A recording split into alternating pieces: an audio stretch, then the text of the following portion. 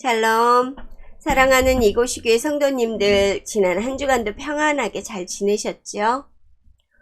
요즘 독감이 기승을 부리더군요. 저도 지금 독감에 걸려서 많이 힘든 상태입니다. 생각보다 많이 아프더군요.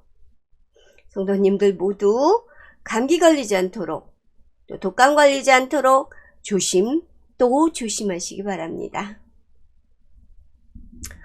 지난 11월 17일은 2023학년도 대학 수학 능력 시험이 치러졌습니다. 매해마다 수능이 끝나고 나면 학생들이 수험표를 들고 번화한 홍대나 명동 같은 거리로 쏟아져 나오곤 했었습니다. 수능 마케팅을 통해서 수험표를 지닌 학생들에게 다양한 혜택을 제공하는 경우가 참 많았거든요. 또 온 힘을 다해서 준비해온 시험을 마치고 홀가분해진 학생들이 기분을 전환하기 위해서 거리와 유흥가로 몰려들기도 했었습니다.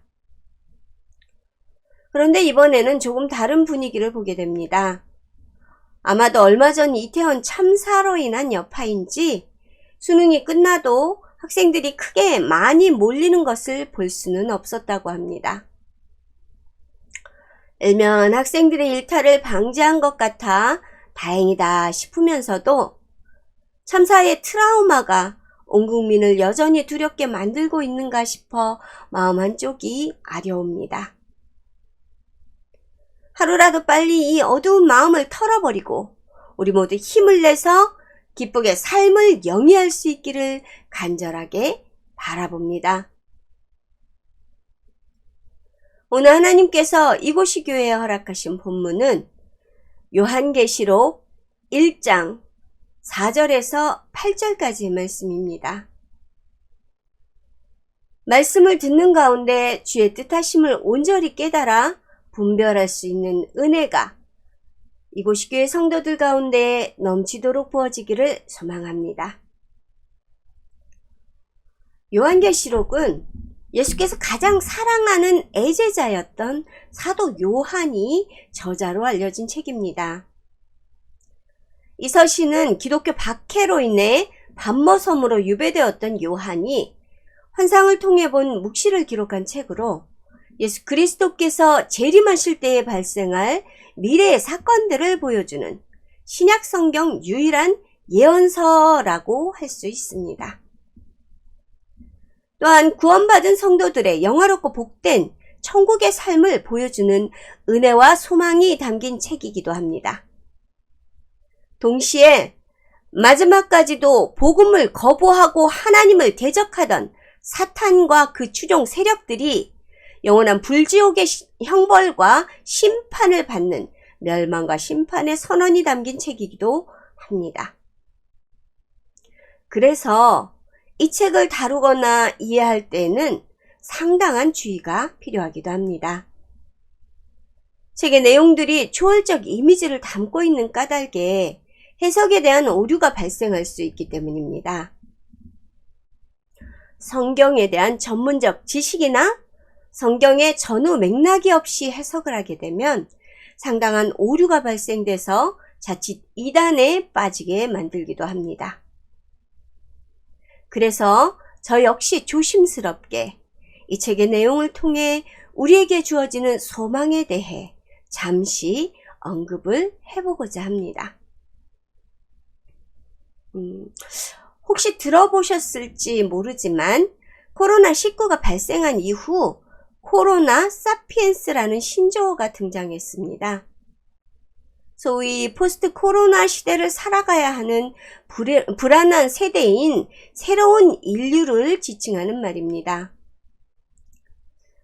3년여간 이어진 코로나 사태로 인해서 지금 지구촌 전 인류는 공통된 감정을 가지고 있습니다. 그것이 불안입니다. 코로나19의 격리기간이 길어짐으로 인해 무너진 경제와 여전히 계속되는 변이종의 등장과 러시아의 우크라이나 침공으로 인해 생긴 미국과 유럽의 불안정이 결국 초금리 시대까지 불러온 이 시기입니다. 주가는 하락했고 유럽은 한때 가스 공급에 차질이 가져와 겨울 한파에 대한 염려가 더해졌었습니다. 미국의 초금리로 인해 주변 국가들 역시 무역에 큰 타격을 입게 되었고 우리나라 역시 금리가 급등하여 대출을 받아 집을 마련했던 서민들은 심각한 어려움을 겪고 있기도 합니다. 모든 것이 무너지고 아무 희망도 보이지 않는 것만 같은 암울한 시기를 우리는 지나가고 있는 것입니다. 얼마 전 이태원 참사로 인해 트라우마가 생겨 더욱 많은 사람들이 우울증까지 호소하고 있다고 하니 참 안타까운 일이 아닐 수 없습니다. 이처럼 삶이 흔들리고 일상이 뒤틀려 지금 더 크게 염려되는 것은 두려움과 공포로 인해 마음이 상처가 나고 흔들리게 되었다는 것입니다. 마음이 짓눌리고 고통받게 되고 그로 인해 행동도 영향을 받게 되기 때문입니다. 이렇게 예민해져 있는 마음은 자신과 타인에게 상처를 주거나 받게 되므로 이로 인해 관계와 관계가 깨트려지는 일조차 발생하게 되는 것 같습니다. 어떻게 보면 우리에게 더 이상 소망은 보이지 않을 것만 같은 두려움이 엄습하고 있습니다. 오늘 본문에서 초대교회 역시 혼란스러운 상태를 가지고 있는 것으로 보입니다. 그들이 의지하던 사도 요한은 지금 로마의 종교적인 핍박을 받아서 외딴 곳 밤모섬으로 유배를 당한 상태였습니다. 그로 인해 초대교회에는 언제 어디서 누구에게 불어올지 모르는 환난과 핍박에 대한 두려움이 엄습하고 있었습니다. 성도들은 시시각각으로 몰려드는 로마의 탄압으로 인해서 불안하고 초조한 상태를 매일매일 지내고 있었습니다. 그들에게 과연 소망이 있을까요? 누구도 그들 가운데 소망을 이야기할 수조차 없는 암울하고 어두운 시기를 초대교회 모든 성도들은 맞이하고 있는 것입니다. 이제 자신들이 의지하던 사도 요한조차 사라지고 없는 그들은 더욱 불안할 수밖에 없었습니다. 그래서일까요? 일부 교회는 흔들렸고 일부 교회는 잘못된 진리를 따르는 이들도 생겨나게 되었습니다. 두려움은 그들의 분별력을 잃게 하고 참된 진리의 영이신 성령의 역사를 잊어버리게 만들기에 충분했던 것 같습니다. 초대교회의 이러한 안타까운 형편과 사정을 너무 잘 알고 있었던 요한은 그들을 위해서 서둘러 편지를 쓰기 시작했습니다.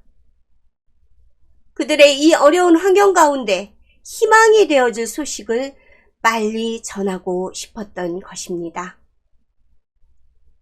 그가 그렇게 서둘러 전하고자 했던 그 희망이 되는 소식이 무엇이었을까요? 그것은 하늘의 영광 중에 그가 목도한 성도들의 미래의 소망에 대한 묵시였습니다. 또 충성된 증인으로 죽은 자들 가운데에서 먼저 나시고 땅의 임금들의 머리가 되신 예수 그리스도로 말미암아 은혜와 평강이 너희에게 있기를 원하노라. 우리를 사랑하사 그의 피로 우리 죄에서 우리를 해방하시고. 요한은 밤모섬과 가까운 에베소 교회로부터 시작해서 초대 교회 공동체들 중에서 대표적인 7교회를 향해서 은혜와 평강이 너희에게 있기를 원하노라 하는 인사와 함께 편지를 써내려 가기 시작했습니다. 교회에서 흔히들 은혜라는 말 자주 사용하시죠? 그러면 은혜가 과연 무엇입니까? 성경은 은혜에 대해 다양한 의미를 보여주고 있습니다. 우리가 하나님은 은혜로우시다 라고 말할 때에는 이 은혜는 하나님의 속성을 말해주고 있는 것입니다. 피조물을 향한 하나님의 태도, 특별히 영원히 죄인일 수밖에 없는 우리 인간들을 향한 하나님의 행동과 호의적인 모습을 가르쳐 주기도 합니다. 때로는 택하신 자기 백성들을 향해 베푸시는 그리스도와 성령의 역사를 가리켜서 은혜라고 말해주기도 합니다. 은혜라는 단어는 헬라어 카리스인데요. 신약세대에 많이 사용되던 단어로 그 뜻은 값없이 무료로 주는 선물이나 기부, 물품을 말하고 있습니다. 하나님께서 우리를 위해 예수 그리스도를 통해서 구원을 선물로 주셨던 것은 바로 이 은혜입니다. 곧 우리가 받을 그 구원을 받을 만한 자격이 없음에도 값없이 거저 주신 하나님의 선물, 그것이 바로 은혜라는 말입니다. 또한 평강이라는 단어는 히브리어로 샬롬인데요. 그 뜻은 평화, 안정, 안녕, 화평을 말합니다. 우리도 예배 시작에 항상 샬롬하고 인사를 드리고 있죠. 이스라엘 민족은 샬롬을 인사말로 주로 사용을 합니다. 그것은 그들이 평탄한 삶을 살아가지 못했었기에 평화와 안정에 대한 간절한 염원을 담은 이 샬롬이라는 말로 인사를 하게 되었던 것 같습니다. 은혜와 평강이 너희에게 있기를 이라는 말을 인사말로 사용한 까닭은 아마도 혼돈과 두려움이 가득 차 있는 초대교회 성도들에게 너희가 믿는 그 하나님은 은혜와 평강이 넘치는 분이라는 것을 알게 하려는 의도였을 것입니다. 너희가 믿고 의지하는 그분께서 너희 가운데 이 은혜와 평강으로 함께 하시고 있다. 그러니 너희들이 두려워할 것이 아니라 그분을 의지하고 믿고 기도하라. 라는 권면을 담은 인사였던 것입니다. 은혜는 하나님께로부터 내려오는 선물로 하나님께서 우리를 위해 베푸시는 사랑인 것입니다. 그리고 평강은 우리가 하나님께 받은 사랑, 곧 은혜를 통해 얻어지는 결과로 우리가 누릴 수 있는 안정입니다. 하나님께서 은혜를 베푸시면 그 받은 은혜로 인해서 우리에게 이 평강이 임하게 된다는 말입니다. 결국 은혜와 평강은 하나님께서 부어주셔야만 가능한 것이며 하나님께서 우리에게 이것을 부어주지 아니하시면 우리가 결코 받을 수 있는 것이 아니라는 말도 됩니다. 그러니 그 하나님께서 우리의 두려움을 내려놓고 하나님의 은혜와 평강을 간구해야만 하는 것은 당연합니다. 그러면 우리의 기도를 받으시는 그 하나님은 또한 어떤 분일까요? 오늘 본문은 우리가 기도해야 할 대상에 대해서 다음과 같이 이렇게 설명을 합니다. 하나님이 이르시되 나는 알파와 오메가라. 이제도 있고 전에도 있었고 장차 올 자요 전능한 자라 하시더라. 본문이 말하는 하나님은 알파요 오메가이신 분, 곧 처음이며 나중이 되시는 분입니다. 그 하나님은 지금 우리들 곁에 함께 계시는 분이기도 합니다. 그래서 우리가 드리는 간절한 기도를 들으시고 우리의 아픔과 고난 가운데 위로자가 되어주시는 분이기도 하십니다. 우리에게 은혜와 평강을 주시는 하나님은 언제나 우리들 곁에 함께 하시며 동행하는 분이십니다. 그분은 저 멀리 하늘에서 우리가 당하는 고난을 관망하고 어떻게 되나 지켜보는 분이 아니라 바로 지금 우리들 곁에서 함께 우리의 아픔을 견뎌내고 함께 고난 가운데 슬퍼하며 어려움을 극복하고 견뎌낼 힘이 되어주시는 그러한 분이라는 말입니다. 이 하나님께서 우리에게 은혜와 평강을 주시겠다고 말씀을 하십니다. 그런데 아직 성도 여러분들은 당면한 고통과 괴로움에 지쳐 슬퍼하며 주저앉아서 있을지라도 이 하나님께 기도할 생각조차 하지 않고 있는 것 같습니다.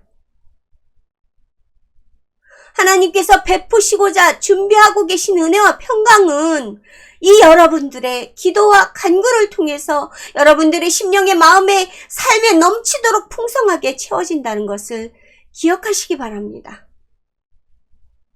그러니 지금 만약 여러분이 어려움 가운데 고통 가운데 처해 계시다면 제발 다른 방법을 강구하는 어리석은 행동보다 먼저 하나님께 기도하는 자리로 나오시기를 간절히 소망합니다.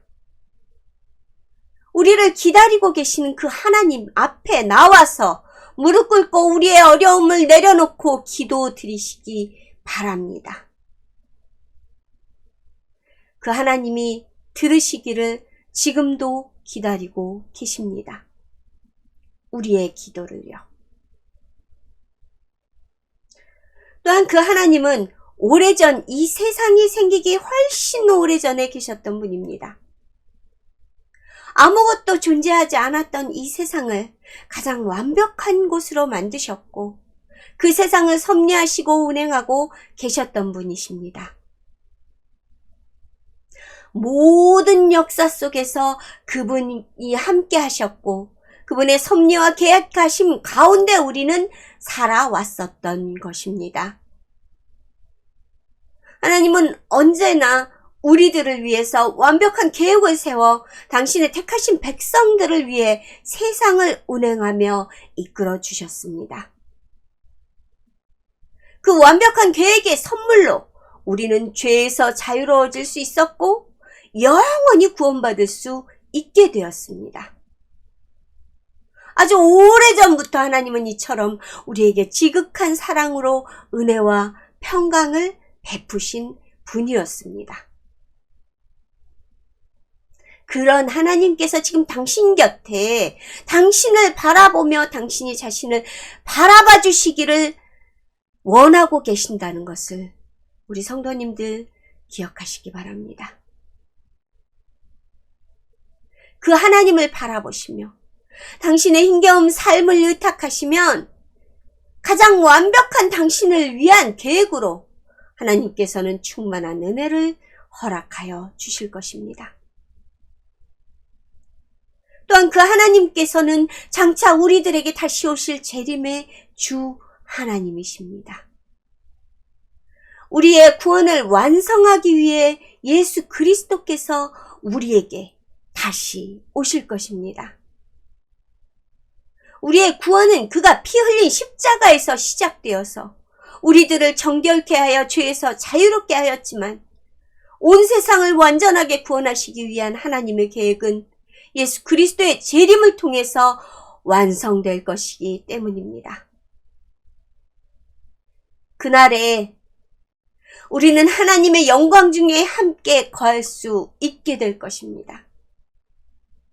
그날에 우리는 하나님의 품에 안겨 이 피곤하고 험한 세상을 잘 견뎌냈다 칭찬을 받게 될 것입니다. 우리는 예수 그리스도의 재림을 통해서 영원한 하나님 나라의 백성이 되어서 하나님을 가장 영화롭게 하는 우리의 온전한 목적을 이루어갈 수 있게 될 것입니다. 하나님과 함께 거닐며 예수 그리스도의 손을 잡고 찬양하는 아름다운 상상을 해보시기 바랍니다. 예수 그리스도의 재림은 이 모든 것이 우리에게 실현될 그 순간 마침표로 임하게 될 것입니다. 그러니 형제들아 절망하지 말고 소망을 품으라. 사도 요한은 외딴섬 반모에서 흔들고 고난받는 초대교회 성도들을 향해 간절하고 간절한 마음으로 외치고 있는 것입니다. 그 하나님의 은혜와 평강이 오래전부터 지금까지 또 앞으로도 영원히 함께할 것이라는 희망을 전해주고 있는 것입니다. 그들은 그 소망을 들음으로 인해 죽음도 불사하며 자신들의 굳건한 믿음을 지켜낼 수 있었습니다. 하나님의 은혜와 평강이 임하면 초대교회 성도들처럼 우리들도 죽음도 두렵지 않을 용기가 생겨나는 것입니다. 오래전 많은 이들을 절망에 빠뜨렸던 IMF 사태를 통해서 회사가 부도나고 사업체를 모두 닫아야 했던 고통을 겪었던 기억이 새롭습니다.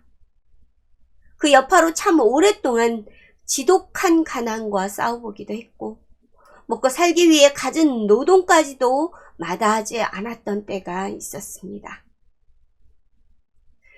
그때는 그 시기가 가장 고통스러운 때라고 여겼습니다. 그런데 지금 돌아보니 그때는 은혜의 시간이었고 그때는 너무도 행복한 시간이었음을 간증할 수 있게 되었습니다.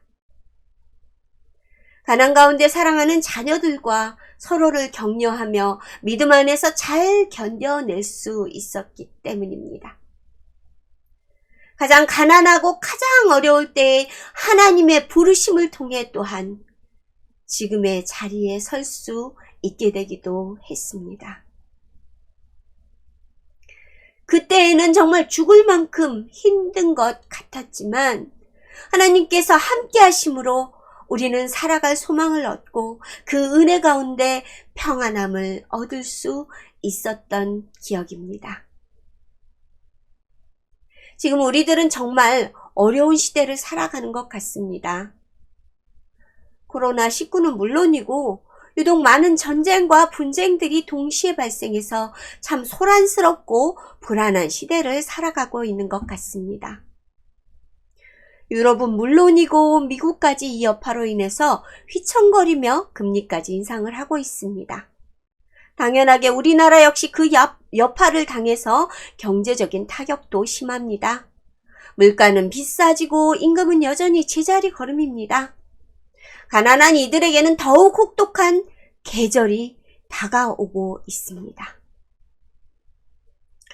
얼마 전 방송을 보니까 우크라이나는 부서진 잿더미 속에 살아갈 터전을 재건하느라 온 힘을 다하고 있지만 겨울이 곧 그들에게 또 다른 절망이 될 것이라는 것을 볼 수 있었습니다.